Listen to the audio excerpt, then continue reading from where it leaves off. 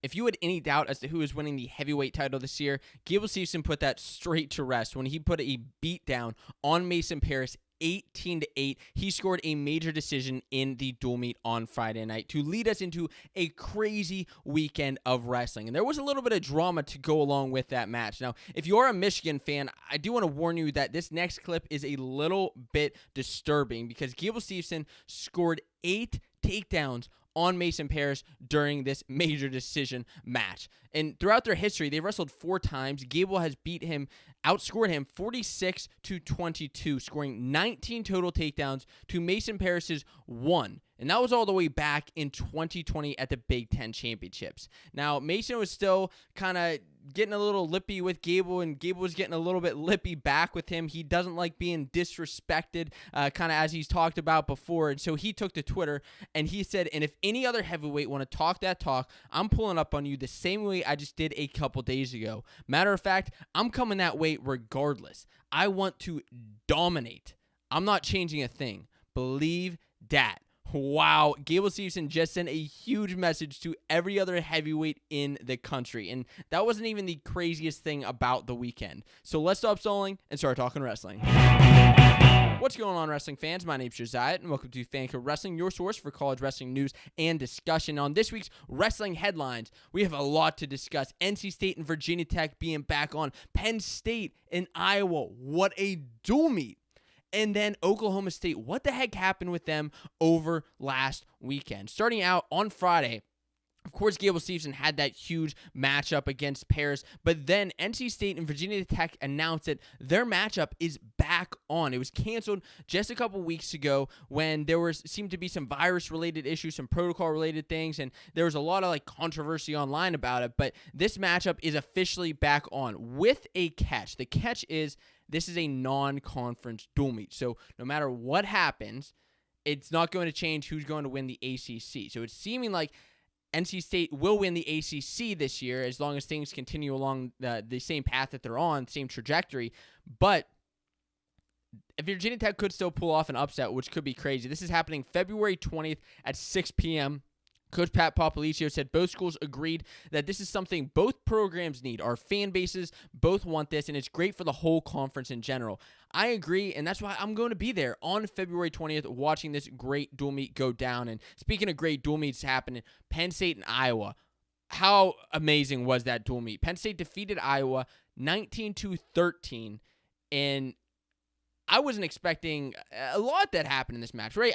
I predicted that the match would go down 19-12 in favor of the Nittany Lions. So I was close, but still, there were a couple matchups that switched and didn't go the way I had planned. And one of the things that didn't happen was Drake Ayala coming out at 125 pounds. In fact, the Hawkeye sent out Jesse Ibarra instead, and that really changed the beginning of the duel. It seemed that Ayala may have been dealing with an injury. I haven't really heard any real confirmation on that, but that seems to be what happened there, and it really put Penn State in the lead as they came out strong with a major decision to start out the dual meet. RBY and Nick Lee then went on and won their individual matches. Nick Lee's coming close in overtime with Jaden Ironman, and Ironman is just, oh boy, he's one of the most dangerous wrestlers in college, and I'm excited to see that matchup again at the Big Ten. Iowa fired back with Murin and Caleb Young winning at 49-57, and then Marinelli pulled off a huge win. It wasn't an upset or anything, but he was just psyched to get back on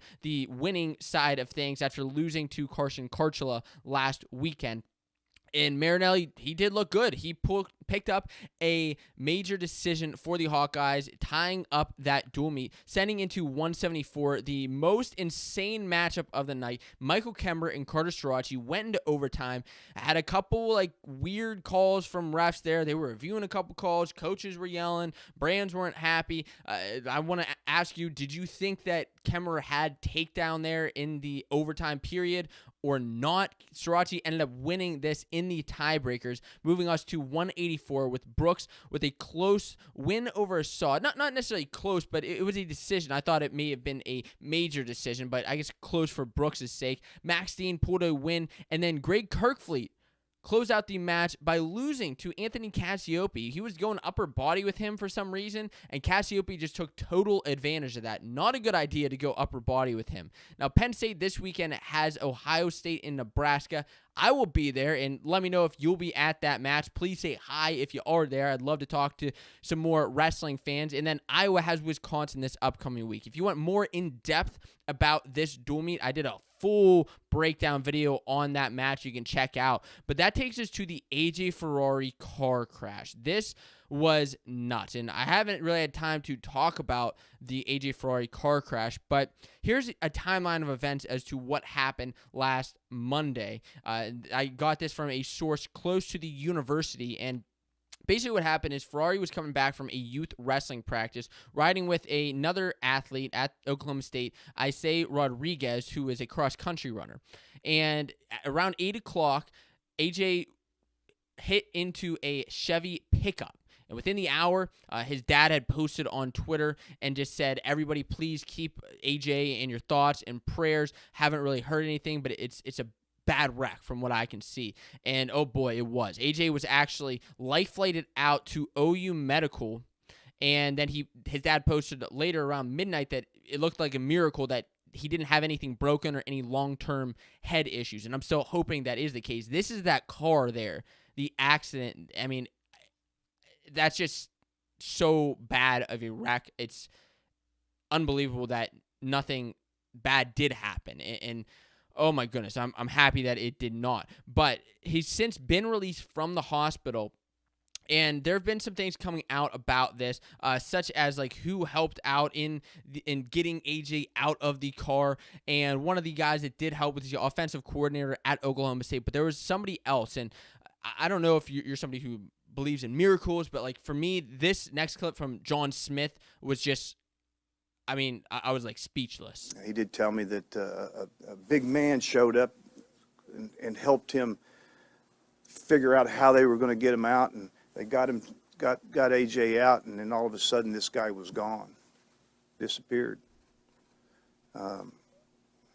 I don't know what to think of that, but wow. Now, I've been praying for AJ Ferrari all week and hoping for a quick return and recovery. There's no word yet on whether he will return to wrestle this season, but regardless, Oklahoma State continues to wrestle, and they wrestled twice this weekend, getting upset 2 times. Oklahoma State was the top number 3 team in the country and went down twice to Northern Iowa and Iowa State. They were seeking their 500th win in Gallagher Iba Arena, and they were on a 20-some match winning streak until they lost to UNI 19-15. They lost, and they started out strong against Northern Iowa with wins from 125 to 149. Seemed pretty usual, nothing out of the ordinary. And then boom, UNI hit back hard with upsets from 157 through 174. Derek Holschlag defeated number 13 Wyatt Sheets. Number 18 Austin Yant defeated Travis Whitlake, number 6 in the country. Number 21 Lance Runyon pinned Dustin Plott, and then Parker Keckeisen beat Dakota Gear. Now that last one wasn't an upset, but it was pretty big to win by major decision. Unreal. Now, Gavin Stika filled in for Ferrari at 197, and you may want to like blame something like that happening, but he actually got a win there at 197. He did his job. So it came down to heavyweight with Tyrell Gordon defeating Luke Serber to claim victory for Northern Iowa. Came down to the last match, and Northern Iowa pulled it off, and that sent us into Iowa State, and this was going to be a big bounce back victory for Oklahoma State, but they lost 20-12. 20-12. They were started out upset at 125. Kyson Terrakina over Travis Mastro Giovanni, 2-1 victory for Terrakina, and otherwise like no major upsets in this duel. David Carr and Younger Bastida earned bonus points, looking like strong competitors for Iowa State. We knew that David Carr's obviously the top competitor at 157, but Younger Bastida is somebody to watch out for at 197, especially barring whether AJ Ferrari returns this season. That could be just about anybody's weight. Oklahoma State scored no bonus points, and that did hurt them in this match, but it was really a straight-up win for Iowa State, and that's really going to push them potentially into the top 5. now that Oklahoma State has lost twice. And that pushes us now. What's next for Oklahoma State is Mizzou, and then about at the ballpark are going to be some big dual meets. We'll see if they can beat Mizzou or Iowa. We'll see if AJ Ferrari returns, but I'm excited to see what happens for Oklahoma State the rest of the season. And wow, wrestling fans, what an incredible weekend it was. Thank you if you joined for the stream on Friday night, Penn State and Iowa. I had an absolute blast. I also commentated a dual meet on Sunday live on ESPN Plus, which is really neat. So I'm like dead tired, but a exciting weekend of wrestling. Thanks again to all the Patreon channel members for supporting Fanco Wrestling.